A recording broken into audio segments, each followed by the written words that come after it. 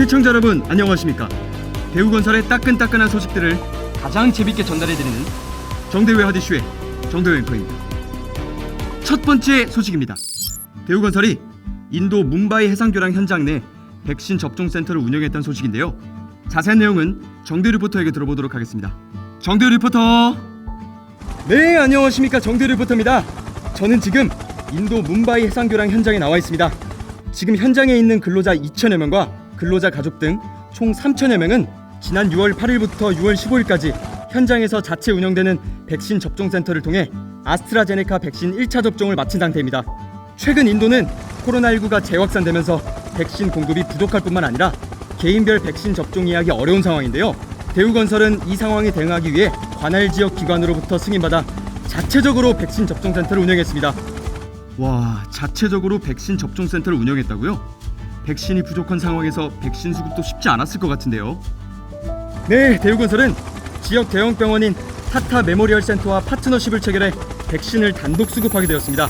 또한 접종자 관련 정보 역시 인도 정부 포털에 등록하는 등 현지의 백신 접종 프로세스에도 협력하고 있다고 합니다. 대우건설은 이번 백신 접종은 접종 가이드라인을 준수하며 실시되고 있으며 이상 반응을 대비해 긴급 치료시설 운영 및 구급차를 상시 대기시키는 등 만전을 기해 진행되고 있다고 전했습니다. 건설 과정을 넘어 현장까지 세심하게 신경쓰는 대우건설의 모습을 엿볼 수가 있네요. 그렇습니다. 재확산된 인도의 코로나19 상황으로 현장에 대한 리스크가 증가되었지만 이번 백신 접종센터 운영을 통해 이러한 우려를 불식시킬 수 있게 되었다고 합니다. 특히 대우건설은 이번 현장 백신 접종센터 운영에서 현장 근로자만이 아닌 근로자 가족 등에 대한 접종 지원도 함께 실시하며 지역사회와 함께하는 기업이라는 평가로 대한민국 국위 선양에 기여했다고 합니다. 이상 정대우 리포터였습니다. 네, 감사합니다. 정대우 리포터. 앞으로도 지역사회와 함께하는 대우건설의 모습 기대하겠습니다. 하디 슛 골! 두 번째 소식입니다. 대우건설이 나이지리아 NLNG 트레인 7 현장 착공식을 개최했다는 소식인데요. 이 소식 정대우 리포터에게 들어보도록 하겠습니다. 정대우 리포터. 대박. 네, 정대우 리포터입니다. 네, 대우건설은 지난 15일 나이지리아 보니섬에서 LNG 에카플랜트 원청사로 참여하고 있는 NLNG 트레인 7 사업의 착공식을 개최했습니다. 코로나19 상황을 고려해 최소화로 진행된 이 행사는 그동안 코로나19로 인한 공정지연 우려를 불식시킴과 동시에 NLNG 트레인 7의 공정이 본격화되면서 향후 매출과 영업이익 반영이 기대되고 있습니다. 아, 네, 그렇군요. NLNG 트레인 7 사업이 굉장히 큰 사업이라고 하던데요. 이 사업에 대우건설이 함께한다니 대우건설도 정말 대단하군요.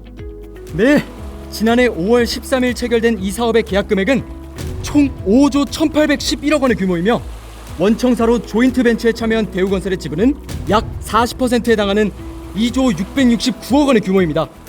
이 프로젝트는 일부 글로벌 건설사들이 독식해온 LNG 에카플랜트 건설 EPC 시장에 대우건설이 원청사 지위를 확보했다는 점에서 국내 건설 역사에서 큰 의미를 지니고 있습니다.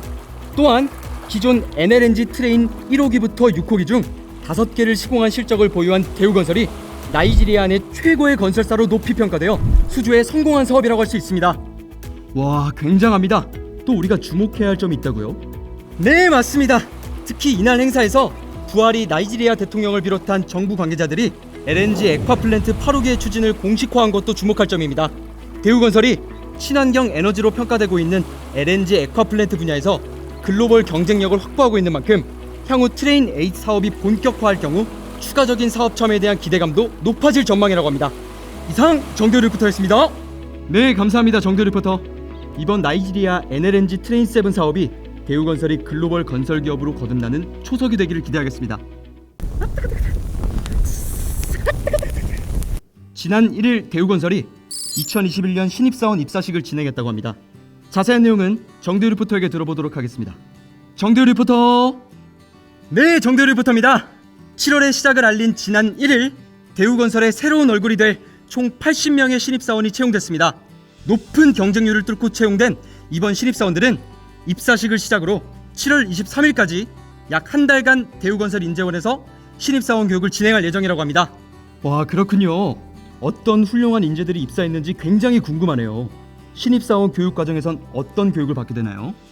네, 이번에 진행되는 교육은 인문교육으로 핵심 가치 내재와 조직 및 제도에 의해 기초직무교육 등 신입사원으로서 조직에 적응하고 업무 생산성과 효율성을 높일 수 있는 다양한 과정으로 구성되어 있습니다. 인문교육 이후에는 각자 배치된 본부에서 현장 OJT 등 추가적인 교육이 진행될 예정입니다. 대우건설에 입사하게 되어 굉장히 영광입니다. 맡은 자리에서 항상 최선을 다하는 대우인이 되겠습니다. 화이팅! 빌드 투게더!